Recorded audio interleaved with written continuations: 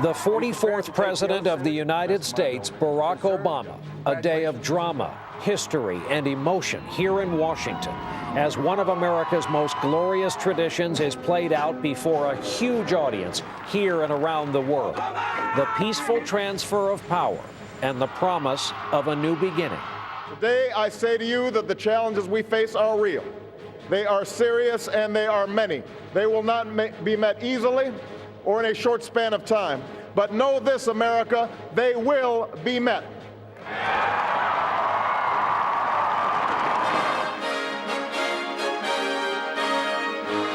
This is NBC Nightly News with Brian Williams. The inauguration of Barack Obama. Brought to you with limited commercial interruption by Audi. Good evening from Capitol Hill in Washington. What a day this has been in the nation's capital. What a day it continues to be. The nation has a new president. Barack Obama is the 44th president of the United States, sworn in just after noon today before the largest crowd ever assembled in this city's history. For the young first couple, the night is young. They're scheduled to arrive at the last of 10 inaugural balls at 2:30 in the morning. But first things first, we have it all for you. Depending on your NBC station, many of you will be seeing a special hour-long edition of tonight's broadcast with limited commercial interruption. We begin tonight with our look at this day, history-making, marking a first for all time and a huge political shift for America. The new president's day started as he left Blair House for the short trip to St. John's Episcopal Church for a morning worship service, a tradition started by FDR at the height of the Great Depression. A few blocks to the south, hundreds of thousands of spectators braved the cold, crowding onto the Washington Mall with the swearing-in still hours away. After church, the Obamas paid a visit to what would soon be their new home, the White House. Michelle Obama brought a leather-bound journal inscribed as a gift for Laura Bush. Then it was inside the White House for another tradition, coffee with the incumbent. After a visit of just under an hour, the moment arrived for George Bush to leave the White House for the last time as president. The two men together in the limousine as the motorcade slowly made the 1.5-mile trip to Capitol Hill. Security was tight and plainly evident. On the inaugural platform at the Capitol, dignitaries took their seats as the U.S. Marine Band played. The Obama daughters, Sasha and Malia, Michelle Obama.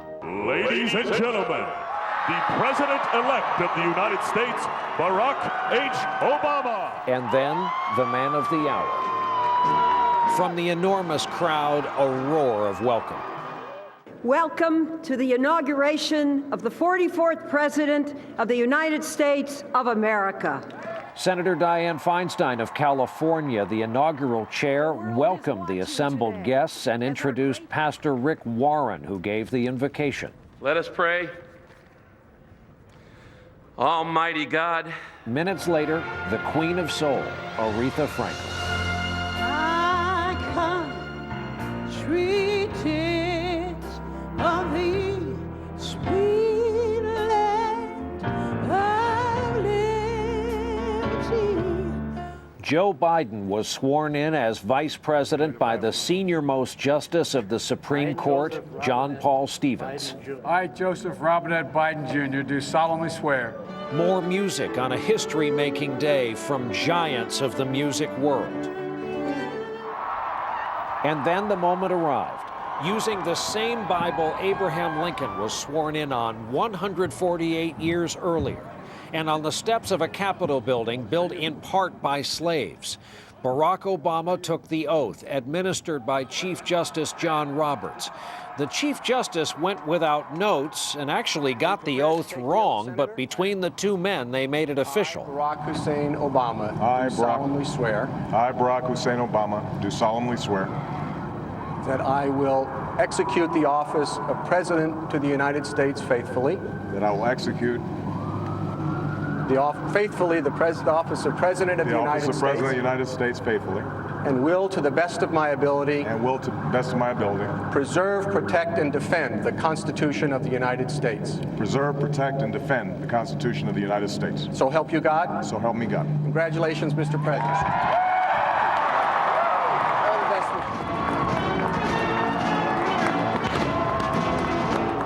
It was time for the new president's widely awaited inaugural address. Today, I say to you that the challenges we face are real.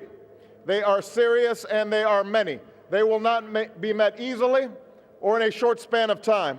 But know this, America, they will be met. On this day, we come to proclaim an end to the petty grievances and false promises, the recriminations and worn-out dogmas that for far too long have strangled our politics. We remain a young nation, but in the words of Scripture, the time has come to set aside childish things. Starting today, we must pick ourselves up, dust ourselves off, and begin again the work of remaking America. The question we ask today is not whether our government is too big or too small, but whether it works. As for our common defense, we reject as false the choice between our safety and our ideals. Those ideals still light the world, and we will not give them up for expedience' sake. Know that America is a friend of each nation and every man, woman, and child who seeks a future of peace and dignity, and we are ready to lead once more. And for those who seek to advance their aims by inducing terror and slaughtering innocents, we say to you now that our spirit is stronger and cannot be broken. You cannot outlast us, and we will defeat you. To the Muslim world, we seek a new way forward based on mutual interest and mutual respect. To those leaders around the globe who seek to sow conflict or blame their society's ills on the West, know that your people will judge you on what you can build, not what you destroy.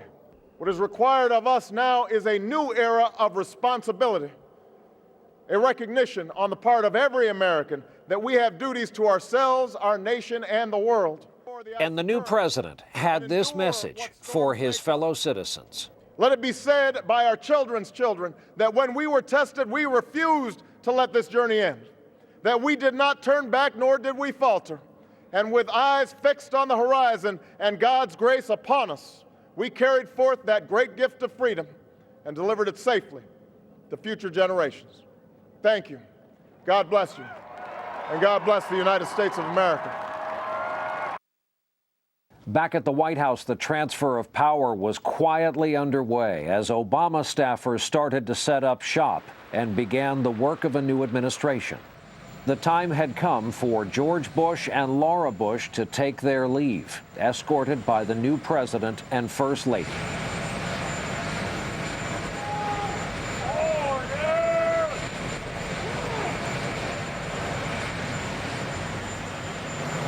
The helicopter, no longer designated Marine One, took the former president on a final aerial tour of Washington. Then to Andrews Air Force Base, where they departed for Texas and home. This is my first official act. I'm a lefty. Get used to it. The first order of business for the new president, a signing ceremony in the president's room of the Capitol building, the very same room used by President Lyndon Johnson to sign the Voting Rights Act into law more than 40 years earlier. The Obamas and the Bidens stayed for a luncheon in their honor in the Capitol's historic Statuary Hall. Among the guests, Senator Edward Kennedy, who's been fighting brain cancer. Shortly after these first pictures were taken, Senator Kennedy collapsed, apparently suffered a seizure, and was taken away by ambulance. I know that while I was out of the room, concern was expressed about Teddy. My prayers are with him and his family and Vicky. After lunch, President Obama, now also Commander-in-Chief, reviewed the troops in formation at the East Front of the Capitol. The President and First Lady climbed into their new heavily armored Cadillac limousine, making its public debut today. The inaugural parade underway, the motorcade made its way up Pennsylvania Avenue. Throngs, thousands of people were gathered along the parade route to get a glimpse of history as it passed by. Then, to the delight of the crowd, the Obamas stepped out of their limousine and walked down the street, not once but twice.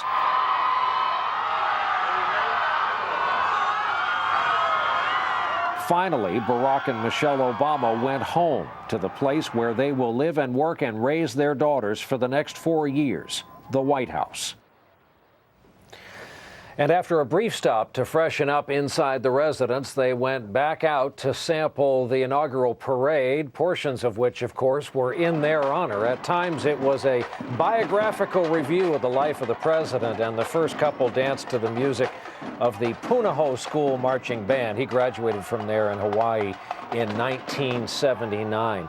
That ends just the first half of a long, long day. For most of the people here, it was a trek that ended with the oath-taking here at the Capitol along the Mall. Everyone here in this crowd had a story. NBC's Ron Allen tonight has their story. It may well be remembered as one of the greatest gatherings in American history. Just under 2 million people crowded the nation's mall, forcing police to close off some entrances hours before Barack Obama's inauguration had started. Now we can freeze on the other side of the fence. Temperatures stayed below freezing. Tight security made long lines move slowly. Some ticket holders never got in. Got all the way to the mall, about 4 blocks away, and got turned away. 13 hours on a bus and got turned away. I feel awful, and I didn't get to see him. But none of that deterred the crowds. People kept arriving by the thousands, drawn by the rare, powerful opportunity to truly be a part of history. We just want to be here to feel it. It's just magic. It's magic. At times, it all felt more like a street fair than a presidential inauguration. The crowds were festive, excited, an atmosphere of celebration. And I told the children the morning after the election, I woke them up and I said, while you were asleep, Martin Luther King's dream came true, and I wanted them to be here to witness it. These inner-city high schoolers admit they've struggled with academics. They said Obama's success has lifted their sights. Seeing Obama be up there and where he's at today, it gives me hope. I also want to be a politician when I get older. I'm serious, yeah. I want to be the president, yeah. To me, it means skin color has nothing to do with anything in life. While young people looked forward, older vets like Stephen Sherman couldn't help but think back to when he served in a segregated army as a second-class citizen. But today he saw a black commander-in-chief. Excuse me, sir, but I mean, it just touched my heart. So many people, especially people of color, said they couldn't imagine not being there to witness one of the nation's most enduring racial barriers broken and the American dream renewed. Ron Allen, NBC News, Washington.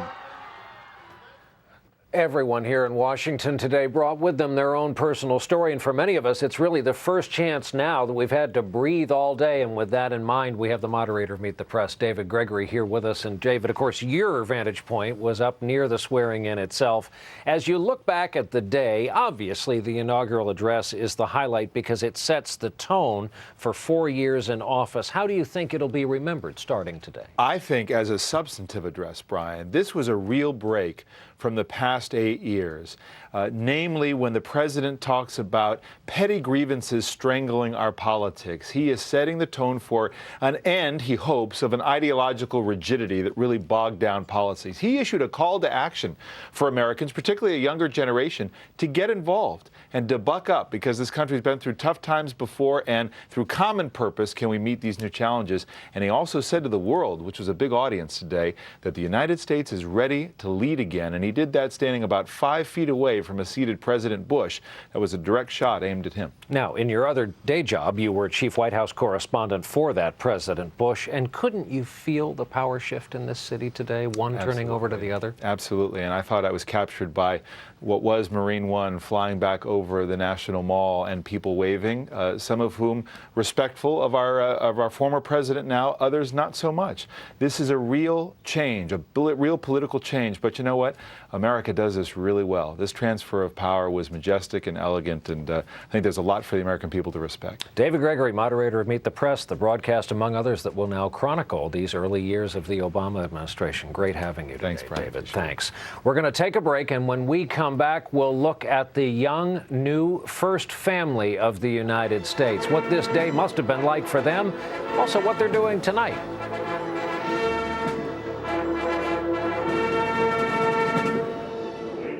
Tonight, the inauguration of Barack Obama, an NBC News primetime special with Brian Williams, live from Washington, D.C.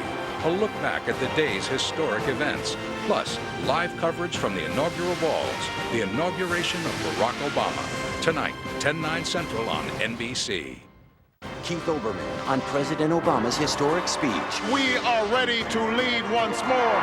Countdown with Keith Olbermann tonight only on MSNBC.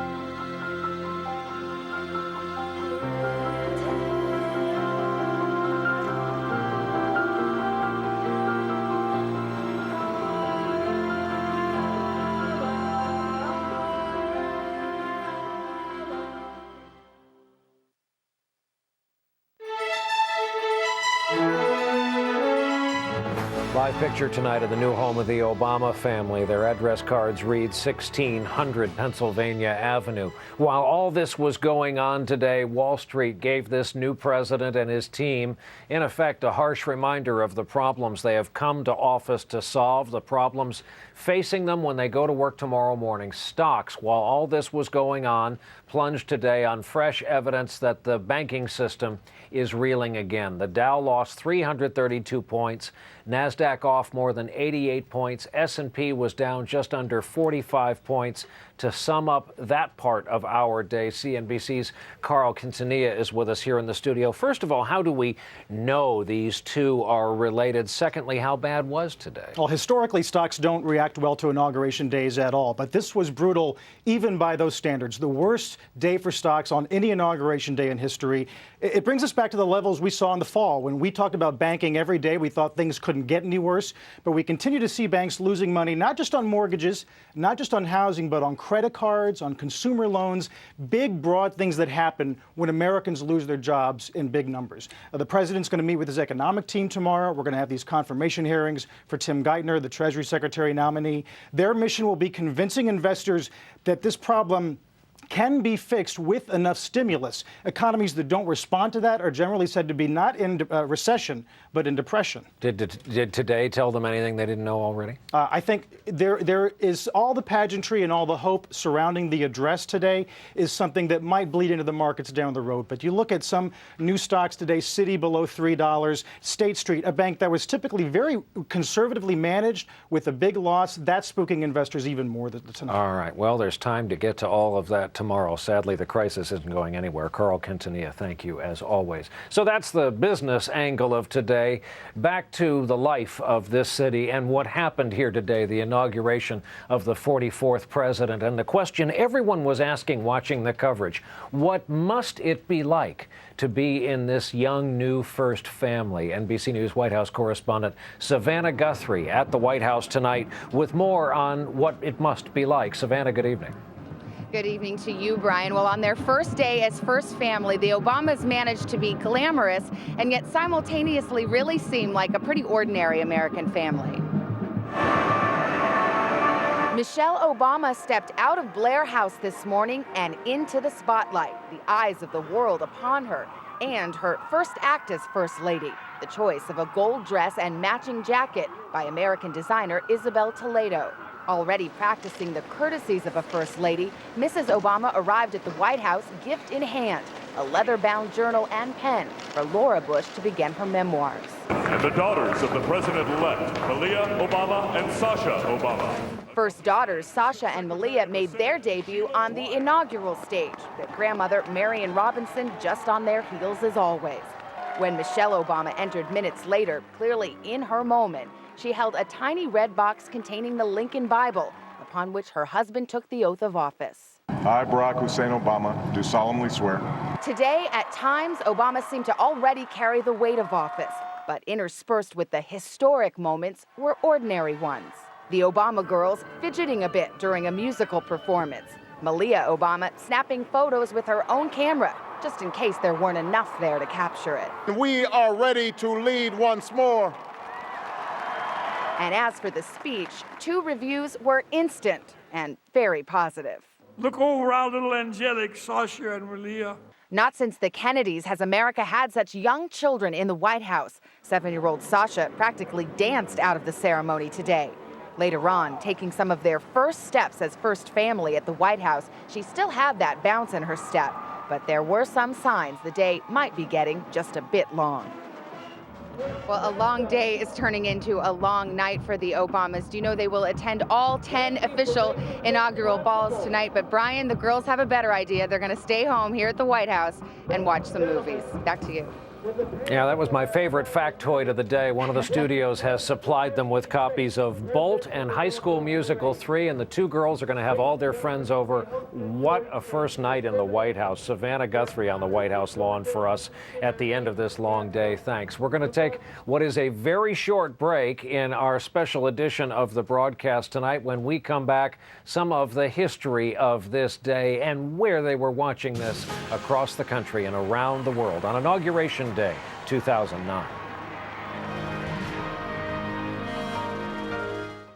Tomorrow, from the celebrations to the inaugural fashions, the sights and sounds of Inauguration Day. Tomorrow on Today on NBC. Nightly news at nightly.msnbc.com.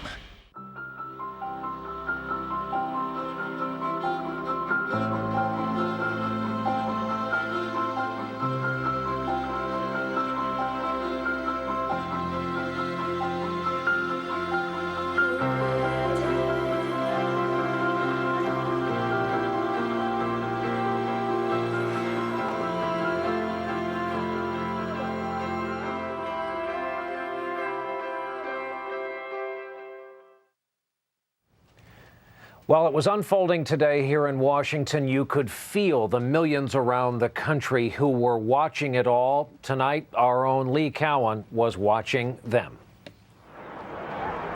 The lucky ones, of course, were there, in person, packed shoulder to shoulder. But for the rest of us, congratulations, Mr. President. Today's inauguration was a long-distance date with history. The words can't even describe. I was like, oh my God, this is not happening. Noon in the East was celebrated at 9 in the West. The election was like the wedding, but this is like the marriage. Everywhere, people gathered around high-tech hearths, big screens in New York and small ones in Texas, as it all streamed live on the internet. I never thought I'd ever see anything like this in my life. It was living history in classrooms in Atlanta, and a more boisterous history at Michelle Obama's old high school in Chicago. It's like hope for all of us, you know?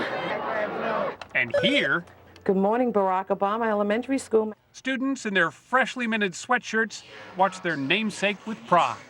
It was appointment television in a barbershop in South LA, where racial tensions once simmered to a boil. For all of the right-thinking people, black and white, it's a victory today. A victory that brought the nation to a standstill. There were cab drivers who stopped driving, shoppers who stopped shopping, diners who stopped dining. I have never felt so much a part of the world as I felt today. We even found doctors with a TV in the operating room who paused before surgery on a young Marine. In the end, though, it really didn't matter where you were, as long as you weren't alone. Just ordinary street corners, like this one here in Chicago, fell silent, almost becoming a political cathedral of sorts. And almost everyone was making that mental scrapbook, noting the time and place where they were on this day, and perhaps shared a collective tear. I will remember this forever and ever, ever until the day I die.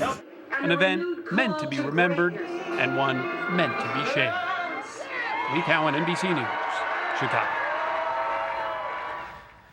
And one of the truly fortunate and lucky things about our perch watching all of this is you get to watch it along with historians who then get to decide what it all means. Doris Kearns Goodwin, presidential historian and author among them. And Doris, tell me, what's the history of an inauguration like this? Well, I think what makes an inaugural an historic memory are three things. One, if the president breaks a barrier. Andrew Jackson, the first non-aristocrat to come in. JFK, the first Catholic to come in. This is huger than even in those, to have the original sin of slavery met by the first African American. Secondly, when there's a crisis, when it's a time of high drama, we remember 1861, we remember 1933, we will remember this because of our economic crisis. And then thirdly, it's when somehow the mystery of leadership is such that the person who's the president has connected emotionally to the people, so they have great expectations of him. They think he's going to change their lives in some ways. That's very rare to happen in the presidency. So if his presidency lives up to those expectations, these people who say we'll remember this the rest of their lives, they may be right. And there'll be historians like me 100 years from now saying, what was it like on that day when Barack Obama became the president? All I know is it was such a treat having you with us for our coverage today, as it always is. Thank you so much. Doris Kearns Goodwin here with us in Washington. And again, depending on where you're watching us tonight, many of you will be back after a short break or after your local news for more of our special Inauguration Day special edition of Nightly News. If your station is leaving us, sadly, we'll have the second half of this broadcast and a lot more of our coverage from the day, all of it available on our website at nightly.msnbc.com. So for some of you, we'll be right back. We hope to see all of you later this evening for our hour-long special in prime time here on NBC.